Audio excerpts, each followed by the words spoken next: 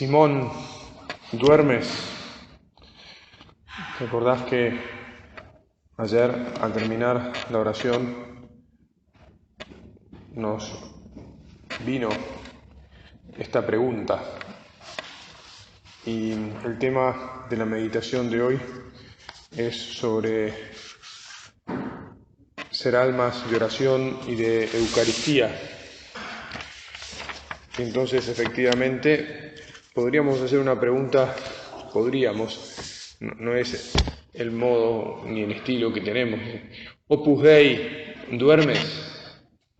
Cada uno de nosotros que quiere hacer, porque Dios nos lo ha pedido, el Opus Dei en la tierra, cada uno de nosotros, ¿duerme? ¿No has podido velar conmigo una hora? En una pequeña carta que mandó don Javier desde Solingen, donde estaba en el verano del año 99 a Roma, yo justo en ese tiempo estaba en el colegio romano, ponía: me viene mucho a la cabeza algo que oí siempre a nuestro padre. No podía decir otra cosa por su fe y su afán de servir a la Iglesia haciendo la obra. Pone entre guiones, ¿no? ¿Y qué es lo que le venía mucho a la cabeza? 2 puntos. Hay que rezar mucho. Querría aplicarme tan buen consejo, bien al alcance de la mano, y no dejar de aumentar mi práctica en los años que me queden. Pienso delante de Dios que me interesa su gloria, que me interesa hacer la obra como Él desea, y por eso os ruego que seamos cada día más rezadores. Eso era la carta, como ves, un párrafo. Pero un párrafo con esta idea que conocemos desde que nos conectamos con el Opus Dei, y es que el Opus Dei y la Iglesia y la obra de la evangelización del mundo entero se hace en unión con Cristo, se hace rezando. ¿Cómo salió adelante la obra? ¿Cómo saldrá adelante, si Dios quiere? Rezando. Esto que hemos mencionado ya en varias oportunidades el día de ayer, de la visión que tuvo un pensamiento intelectual de Joseph Ratzinger, ¿no? Que veía cómo la Iglesia, le parecía a él, se iba a achicar. ¿Cómo vamos a volver a agrandarnos si volvemos a rezar? Si no dejamos de rezar, tal vez diríamos primero, y si ponemos nuestros ojos en Jesús, si nos unimos a Él, y si confiamos que, estando unidos a la vid, daremos fruto. Él nos dará el fruto porque estamos unidos a Él. Jesús, te pedimos que nos hagas almas de oración. Pero yo ya rezo, Padre, sí. Gracias a vos, Señor, todos rezamos. Pero queremos rezar con más convicción. Queremos rezar con más conexión con vos y con más generosidad. Queremos rezar en los momentos que nos dedicamos a rezar y queremos rezar en los momentos en que también nos dedicamos a rezar, que son todos los demás momentos. Porque como hijos de Dios en esta familia hemos aprendido que todo se convierte en oración. ¿Te acordás de camino? Para un apóstol moderno, una hora de estudio es una hora de oración. Y por lo tanto, una hora de trabajo es una hora de oración. Y una hora en el tráfico es una hora de oración. Y 1 hora y media o 2 horas en el tráfico también. Imagínate además en Nigeria 4 y hasta 7 horas en el tráfico, recuerdo una vuelta. También. Y 1 hora de fútbol, o 1 hora delante de la televisión, o 1 hora corriendo detrás de un hijo tuyo, o tirándole la pelota, o el patito de goma en el agua, ahora que se vienen los calores. 1 hora de lo que sea, de vida, 1 hora de sueño. ¿Verdad qué alegría le dio a nuestro padre cuando encontró a un padre de la iglesia? Porque él ya nuestro padre lo pensaba, ¿no? Que decía que hasta el sueño es oración. Enséñanos a orar. Queremos rezar cada día mejor, Señor nuestro. Queremos dialogar con vos. Y queremos convencernos en la vida práctica de que efectivamente ese es el camino. Ejemplos hay de todos los tipos, gracias a Dios. Miles de ejemplos. En tu vida vos pensás así. En tales años o en tal momento de mi existencia tuve más complicación, me puse a rezar más. ¿Qué nos pasa a veces que no seguimos nuestra propia experiencia? ¿Qué nos pasa que nos desinflamos un poco? Perdón, Jesús. Perdón. Ahora mismo que nos damos cuenta que el mundo, siempre, ¿no? El mundo siempre está en crisis. Pero bueno, ahora capaz, uno dice, bueno, mira, la crisis está bastante encendida.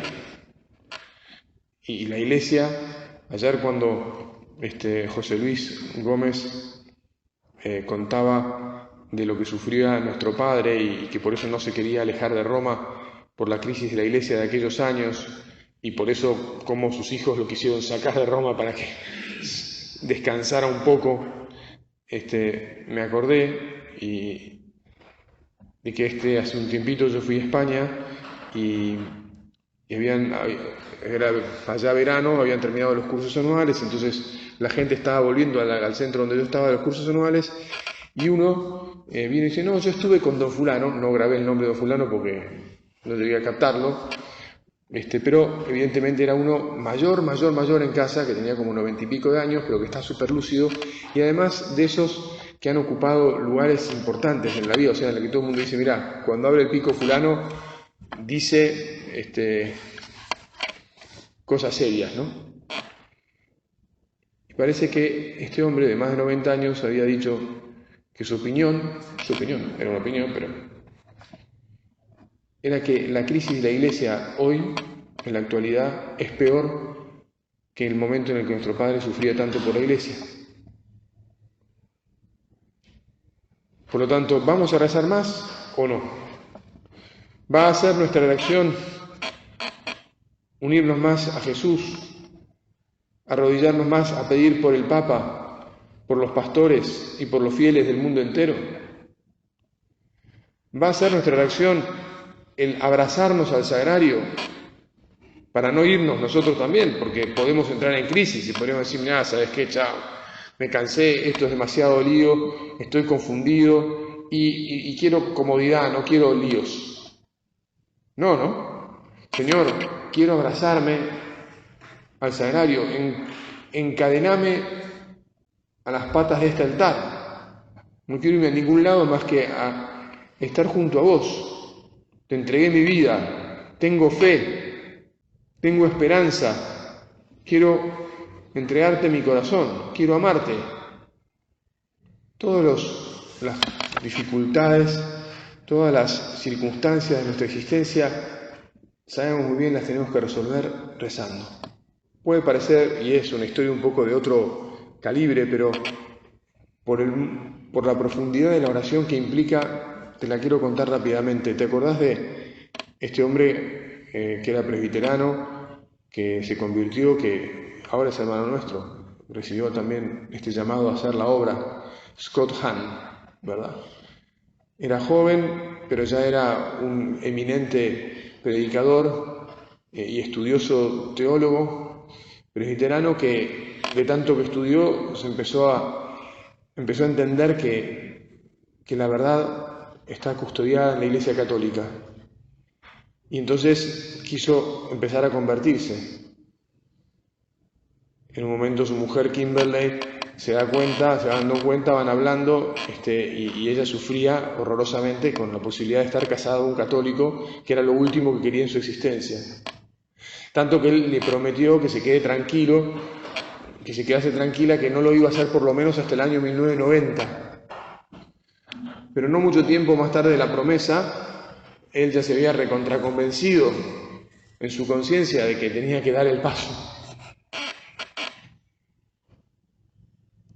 Y entonces necesitaba ya abrazar la fe católica. ¿Qué le dijo a su mujer, que también era una mujer muy piadosa y que rezaba mucho?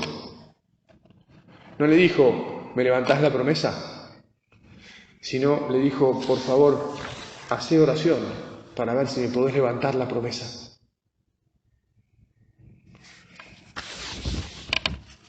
Y ella hizo oración y contra todo lo que uno podía imaginar, le terminó levantando la promesa.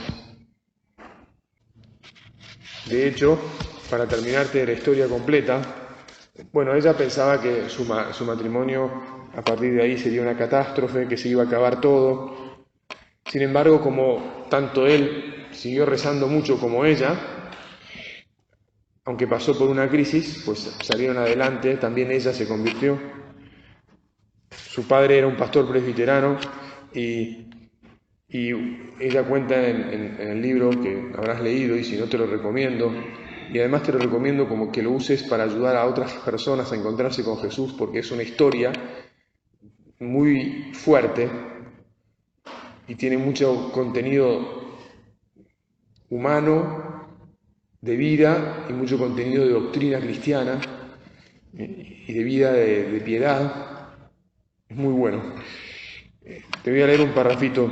Estaba ella muy triste, embarazada, y habla por teléfono con su padre. Y su padre le dice, Kimberley, ¿rezas tú la oración que yo rezo diariamente? Dices, Señor, iré donde tú quieras que vaya, haré lo que tú quieras que haga, diré lo que tú quieras que diga y entregaré lo que tú quieras que entregue. Mira este pastor presbiterano, qué piadoso y qué corazón bueno, ¿verdad? Y ella le contesta, no papá, en estos días no estoy rezando esa oración. Él no tenía idea de la agonía que yo estaba sufriendo por el hecho de que Scott fuera católico. Ya le había dado permiso y Scott ya se había incorporado a la Iglesia Católica. Dijo sinceramente afectado, ¿no lo estás haciendo? Ella le contesta, papá, tengo miedo de hacerlo. Tengo miedo de que rezar esa oración podría significar mi adhesión a la Iglesia Católica Romana, y yo nunca me convertiré en católica romana. ¿Por qué te cuento todo esto? Porque cuando hacemos oración, lo que sucede es que Dios, que siempre está al lado nuestro y que comprende todos nuestros dilemas, todos nuestros sufrimientos, todas nuestras dificultades de la vida, resuelve las cosas del modo que nosotros no esperamos, pero de un modo maravilloso, porque Dios es maravilloso.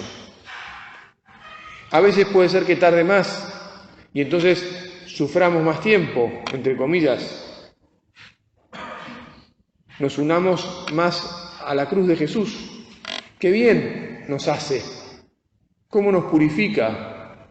¿Cómo nos hace crecer? ¿Cómo nos fortalece y nos convertimos en hombres en instrumentos mejores, más fuertes para hacer lo que el Señor nos pide? Fíjate que ese padre, que tampoco tal vez querría que su hija se convirtiera, pero sin embargo lo que quería era ser fiel a Dios, y entonces le contestó, Kimberley, no creo que esto signifique que tengas que convertirte. Lo que sí significa es que o Jesucristo es el Señor de toda tu vida, o no es para nada tu Señor. Y ahora que el Padre nos está hablando tanto de la centralidad de Cristo en nuestra vida, que es lo que siempre nos dijo nuestro Padre, pero evidentemente en estos momentos de la historia de la Iglesia y de la obra necesitamos todos levantar nuestros ojos muchas veces y mucho más a Jesús y decir, mira, acá, enfoquémonos acá. Estas palabras nos vienen como anillo al dedo. O Jesús es el Señor de nuestra vida, de toda nuestra vida, o no lo es para nada.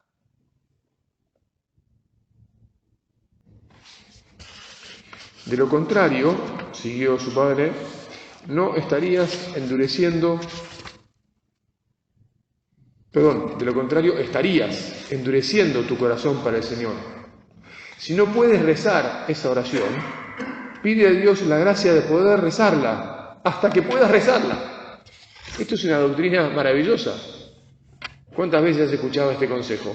Mirá, cuando no puedes hacer algo, decirle, Señor, esto no puedo hacer, por favor ayúdame a hacerlo. Y pedile hasta que salga. Que si le pedís con sinceridad, en algún momento te va a salir. No me puedo sacar de encima esta miseria.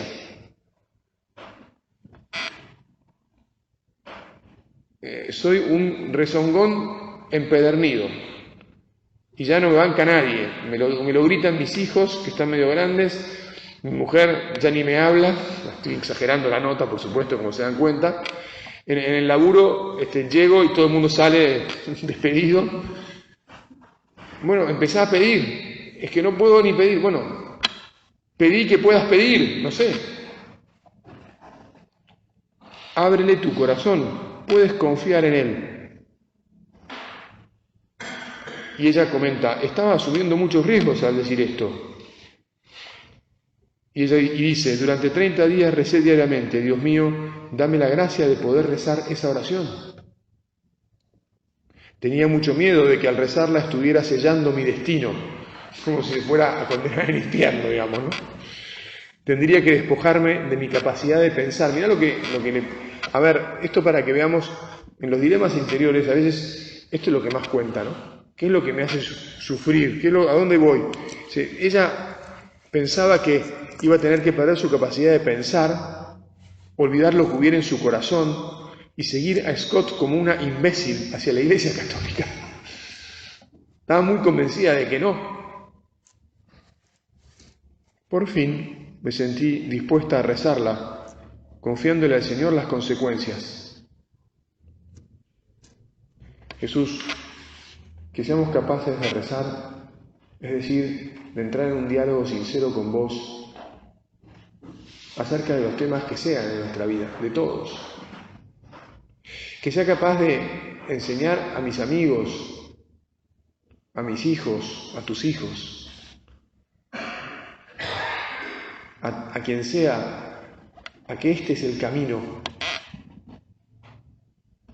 para vivir una vida plena, para vivir una vida de fe, con sentido, con esperanza, en definitiva para vivir de amor. Porque si no, lo que se mete en nuestra vida, como lo sabemos, es el egoísmo, el achicamiento, la deshidratación espiritual y física, y nos quedamos así como una pasa de uva toda achicharrada. Lo que descubrí fue que yo misma me había hecho una jaula, y en vez de cerrarla con llave, el Señor abrió las puertas para dejarme libre. Es que cuando realmente rezamos pasa esto. Mi corazón saltaba. Ahora me sentía libre para querer estudiar y comprobar, para empezar a examinar las cosas con un cierto sentido de gozo otra vez. Ahora podía decir, está bien, Señor, no eran estos mis planes para mi vida, pero tus planes son los mejores para mí. ¿Qué quieres hacer en mi corazón, en mi matrimonio, en nuestra familia? Ese es un planteo, perdona que tal vez haya sido un poco largo, pero realista, profundo, donde seguramente te has encontrado, identificado, y donde te gustaría, y a mí me gustaría decirle, Señor, quiero rezar de este modo, cuando tengo dificultades, cuando siento que me pedís algo y empiezo casi inconscientemente a esquivarle el bulto y a hacer meloso y a irme para el otro lado, porque no quiero ni escuchar hablar de ese tema. ¿Viste cuando hay temas como esta mujer de los que ni queremos escuchar hablar? ¿Por qué? Porque ya tomamos otra decisión, porque estamos convencidos de que la decisión que tomamos estaba bien. En este caso, como esta mujer, además, que era una decisión que venía de Dios, digamos que cómo yo iba a cambiar mi estructura de fe desde que había antes de nacer, porque ella en el libro cuenta que antes de nacer sus padres rezaban tanto por ella que la habían alimentado con oraciones. Señor, que yo me abra, que abra la cabeza, que rece. A veces quien te lleva a la charla, con quien te dirigís espiritualmente, te puede decir, mira, rezá esto. Y entonces andá y rezalo. Porque cuando rezamos el que interviene es Dios. Y entonces las cosas son diferentes. Ya estamos hablando con alguien que sabe mucho más. No con nuestras propias ideas y tampoco con las ideas de otro humano como igual que nosotros. Y entonces nos vamos transformando en Dios. San Agustín decía, meditando en Dios, nos transformamos en Dios. Estamos viendo, y hoy vamos a meternos a fondo en tema de la teología del cuerpo de San Juan Pablo II. ¿Cómo rezaba San Juan Pablo II? ¿Cómo rezaba nuestro Padre? Dice en su biografía Weigel, aquellos que lo han oído gemir mientras reza antes de la misa a la mañana en su capilla privada, saben que en la vida de Karol Wojtyła hay una dimensión en la que su único compañero e interlocutor, en una conversión que está literalmente más allá de las palabras, en una conversación que está literalmente más allá de las palabras, es Dios. Jesús, sé mi interlocutor absoluto. Que de verdad pueda decir que hablo con vos, que te escucho, y que si no te escucho en el momento que espero escucharte, o que ahora, por ejemplo, que estamos rezando, como mi oración procuro extenderla a cada instante de mi vida, como quiero que todo mi respirar sea oración, sé que vos me vas a conducir, que te voy a escuchar, que al momento de girar voy a escuchar la voz que diga en 30 metros doble a la derecha, no sé cómo dice, tome la calle tal. ¿Por qué? Bueno, porque estoy conectado con vos, estoy en oración. Nuestro Padre siempre recomendaba, ante cada jornada que iniciamos para trabajar junto a Cristo, no tenemos otro remedio. Para atender a las almas que le buscan, no nos queda otro camino que acudir al Señor. Solamente en la oración aprenderemos a servir a las almas. ¿Cómo sale adelante el Opus Dei? Te vuelvo a repetir esta expresión. Con oración. ¿Cómo superaremos las crisis? Con oración. Ayer, al terminar la oración de la mañana, decíamos, seamos realistas, nos falta una generación, ¿verdad? O 2 o 3 entre medio. Seamos realistas, acercar a la gente a Cristo hoy está bien peleagudo, ¿verdad? Seamos realistas, no estamos creciendo como crecimos en otros tiempos. Seamos piadosos, pongámonos de rodillas delante del Señor y digámosle, Señor, estamos en tus manos. Esto lo vamos a solucionar rezando contigo. Esto lo vas a solucionar vos, en definitiva. Que no somos nosotros los que tenemos el poder de cambiar el tsunami contracultural o contracristiano de cultura que se nos vino encima. Y tampoco somos nosotros capaces de cambiar nuestra propia vida. Si caímos en la modorra, Señor, te pedimos perdón y te pedimos que nos cambies vos. Porque sos vos el que nos cambia. Si nos distrajimos o no supimos ver venir el tsunami y no nos preparamos, y entonces en esa situación nos quedamos deshilachados. El otro día alguien me hablaba que había pasado un tsunami no sé por dónde, y que decía que